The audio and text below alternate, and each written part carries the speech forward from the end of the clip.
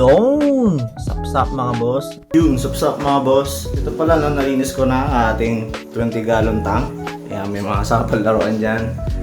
Tapos ang naisip ko na ilagay dito ay short body, short tail na lang na goldfish yun. Or SBST, or the goldfish.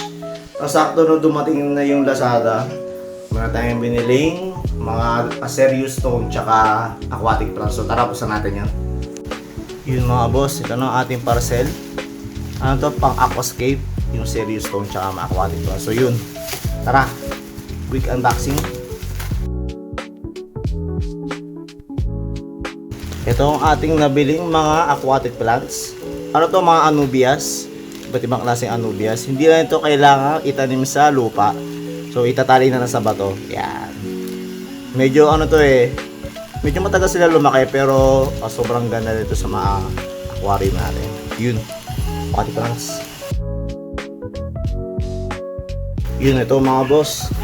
Isipin mo, bumuli ka ng bato sa Lazada. Napakalaki yan. 5 kilos ng serious stone. Serious? Ano ba ang pronunciation doon? Yan. Pang aquascape siya talaga, no? Yun.